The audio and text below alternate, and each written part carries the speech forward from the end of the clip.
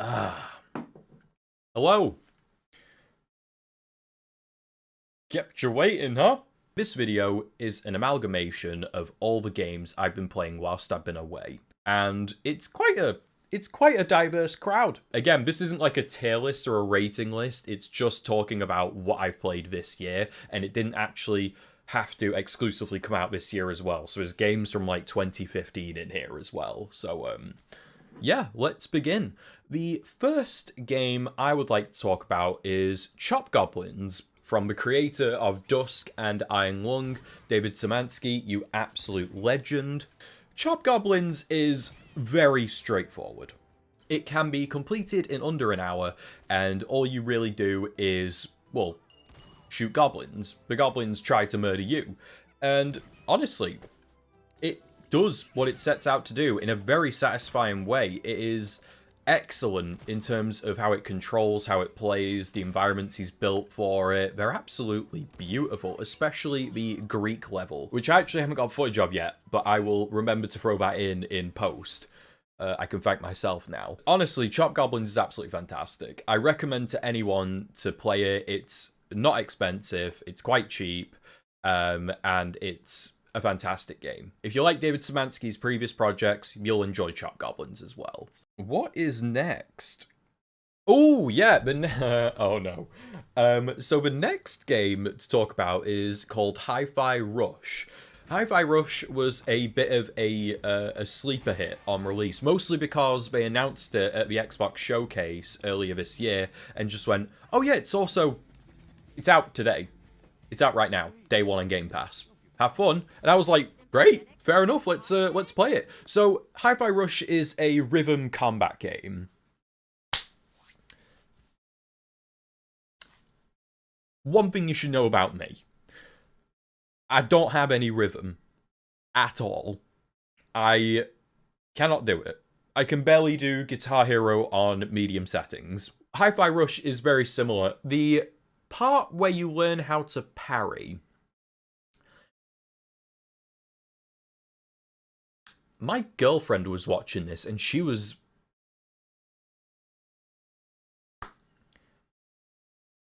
It's one of those moments where you genuinely have like a crisis of faith and you're like, I've played games since I could remember and I cannot, for the life of me, press buttons in succession on time to a 1, 2, 3, 4, 1, 2, 3, 4, 1, 2, 3, 4. I can't do it. I couldn't do it. I couldn't figure it out. Eventually I got better, but it was still quite embarrassing to watch. But yeah, Hi-Fi Rush, from its gameplay, its soundtrack, to its graphics, everything about it is so stylized and beautiful. I heavily recommend it. Unless you're like me, in which case you're going to have a really bad time. Make sure you have all the accessibility options on so you can hit that rhythm a bit better.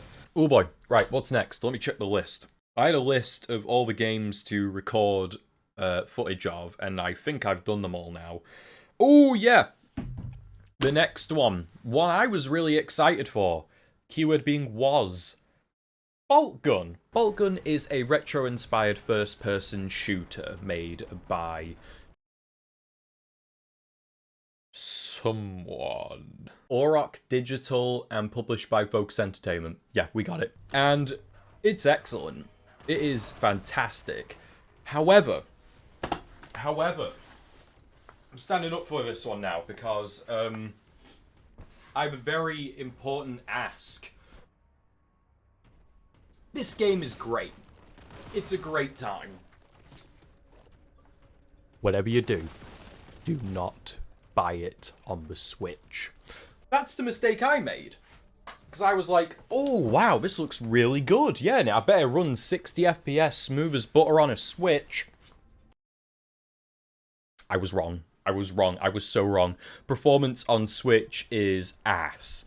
And that's a bit of a disappointment because, again, all the footage you're seeing right now was captured on my Switch about 45 minutes ago.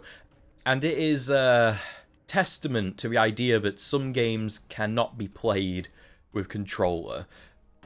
Or rather, It is difficult to play with a regular controller. It is even worse to play with Joy-Cons. It is not great.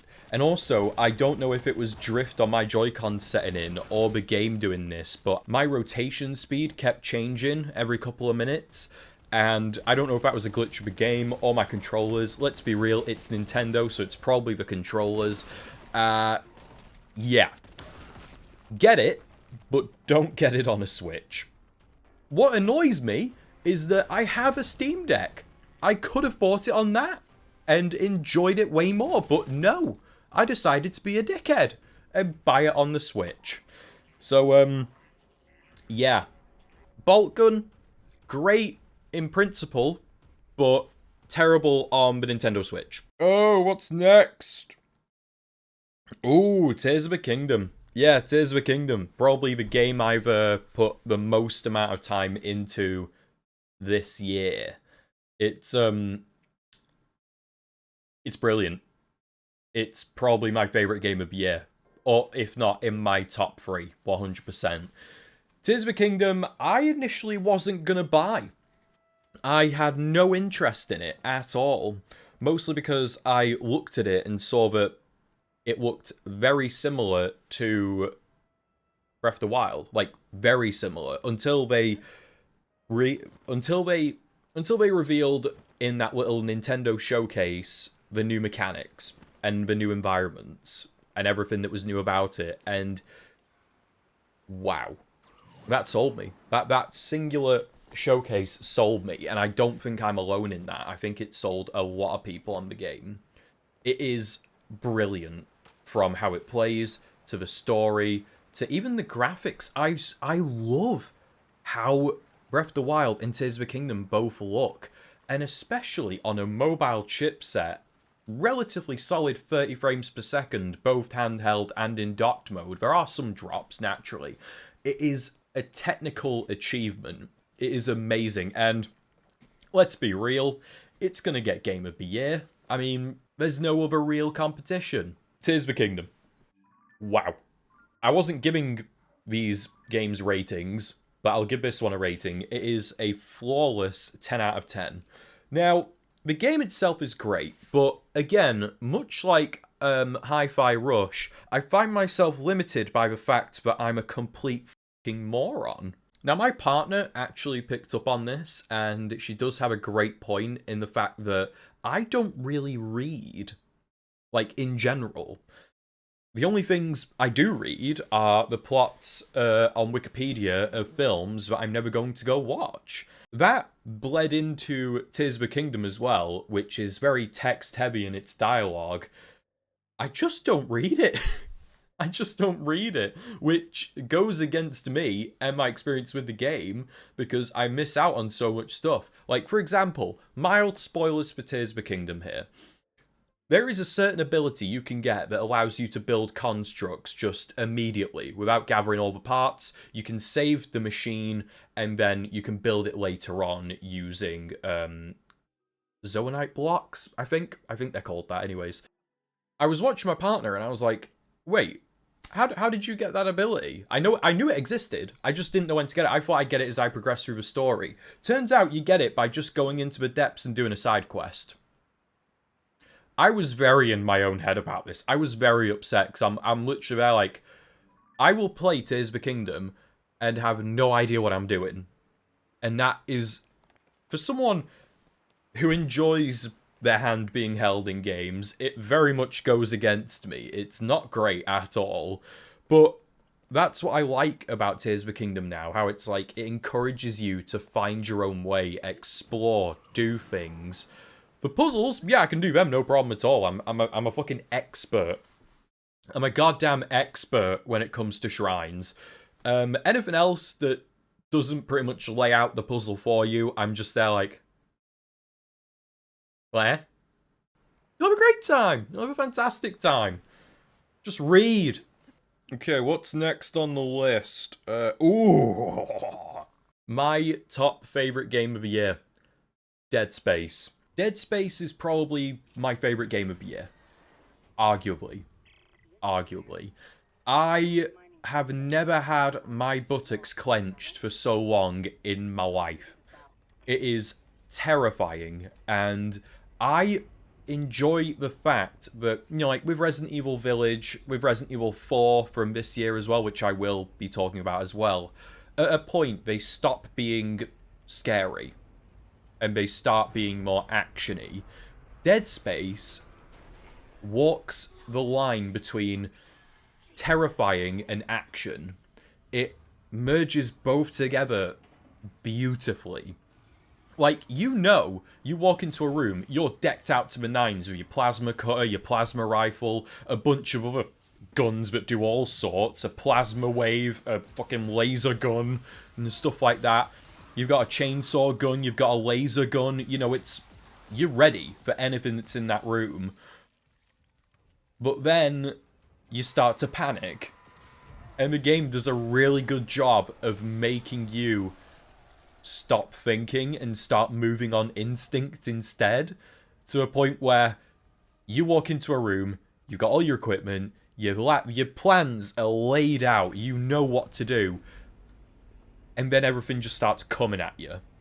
Everything just starts being thrown at you. The game throws the full kitchen sink, and you're like, right, great, I'm absolutely panicked, I'm out of ammo completely, dodging left, right, and centre, and it's great. It never stops being that. The irony that a game that was originally released in, I think, 2008 is now my favourite game of this year is not lost on me. It's not lost on me at all, but when you see it and when you play it, you have to give them credit. They had a great foundation, but in terms of the best way to experience Dead Space, the Dead Space remake is the way to do it. It is beautiful. It is well acted. The story is terrifying, and it's a mind boggle, and it is just all around brilliant. What's next? What's next? Ooh, Resident Evil 4. Let's talk about that. Going from Dead Space to Resident Evil 4, the two big AAA horror games of the year. Let's take a look. Hey! You get points. No need. You get no need. You get points. I don't give a shit. I don't give a shit, bro. You get like missions and stuff to kill rats. He was a friend. You were nasty to him. I've never performed so consistently, inconsistently at a game. I am either really good, pulling off stuff like this,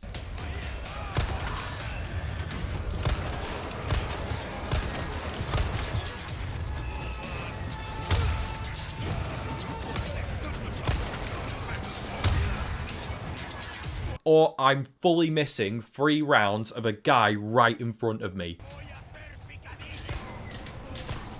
Ah, fucking.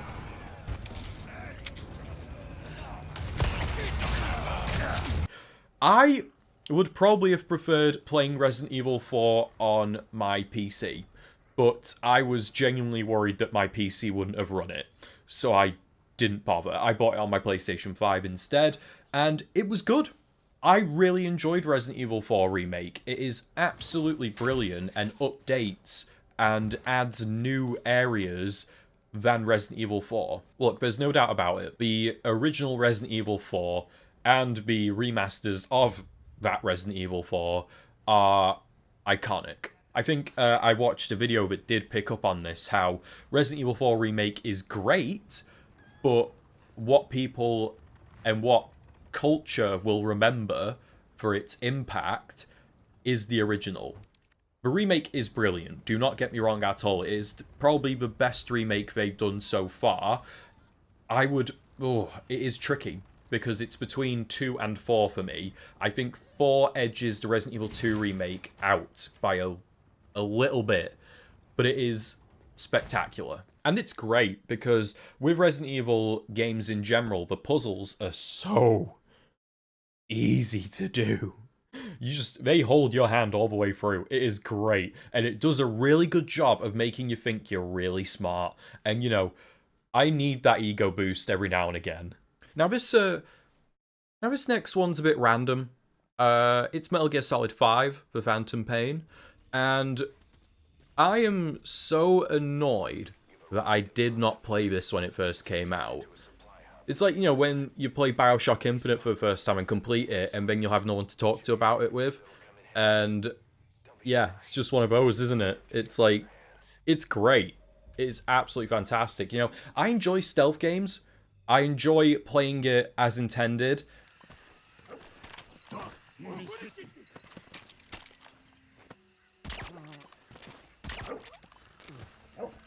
And then when that doesn't work, just completely flying off the rails. Analysis complete. Child soldiers.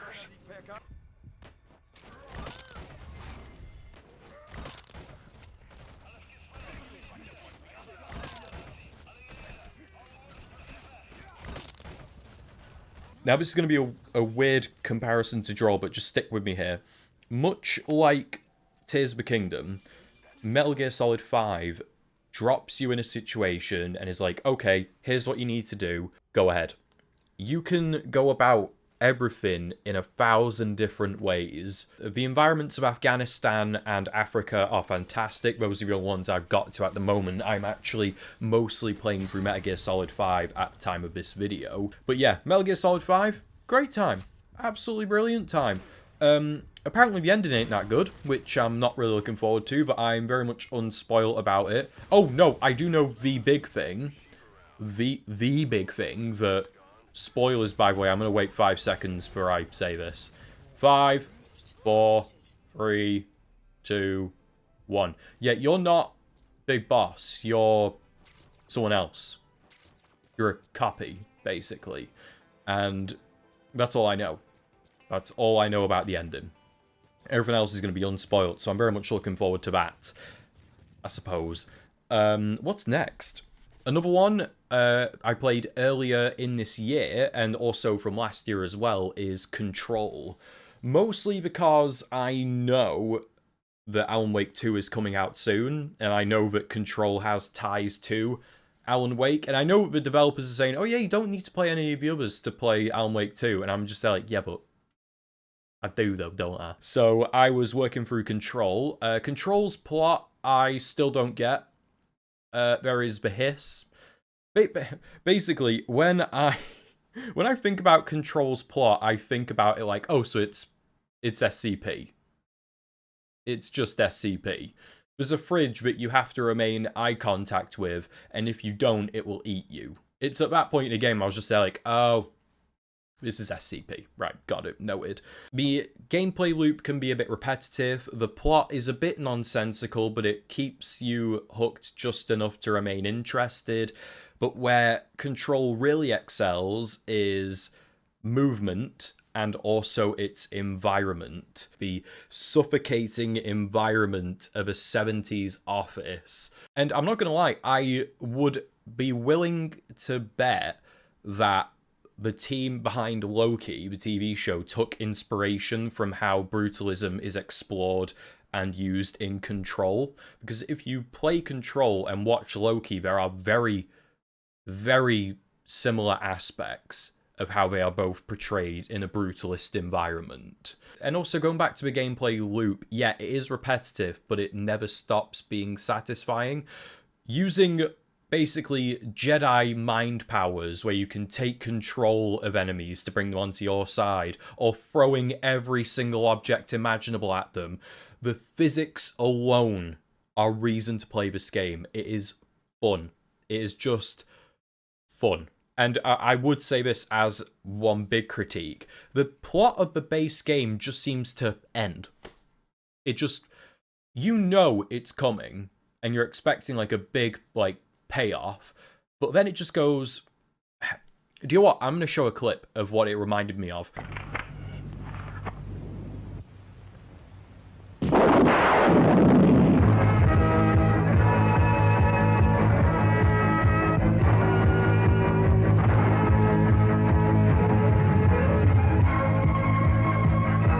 So now I've moved on to the other DLCs. I'm currently on the AWE one where Alan Wake has a presence, because I feel like that is the one I'll need to play in order to not even understand, but grasp whatever the plot of Alan Wake 2 is going to be, because hopefully it won't be as complex. I don't mind a bit of complexity, but when it just does the Fight Club plot twist like 13 times folding in on itself, it's like, bit much.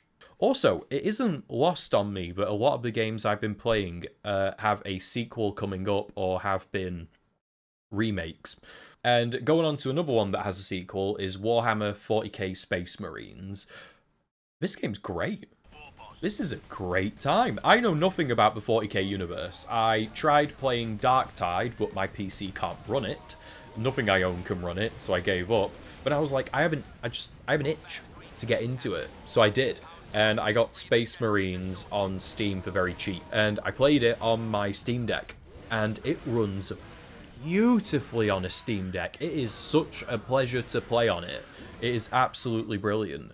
Really, it's mindless fun. If you're interested in the plot of 40k, yeah, sure, it's for you. But even if you're not, you can still switch your brain off and mow down hordes of orcs. It's a great time. And after seeing the trailer for Space Marine 2, it looks like they've taken the formula of the original and made it 1,000 times better. I cannot wait for that one. It's going to be so good. And yeah, that is about it. Those are all the games I've been playing. A few outliers would probably be one of them Stardew Valley, but I've been playing that since last year, so I won't really count it. I'm about to get back into Battlefield 2042, is it? Yeah, I've got the case right next to me. Yeah, I'm about to get back into that because I need a game just to switch my brain off to. I recently bought Black Ops 3 and Black Ops 4 for my Xbox Series X, so they're now all on one system, and I don't have to pay for PlayStation Plus ever again, which is great. That is about it. That is what I've been up to this entire time. Thank you all very much for watching. I hope you have enjoyed this video. It's just been me waffling about games for the last, I don't know, hour or so. But yeah. See you later. Bye now.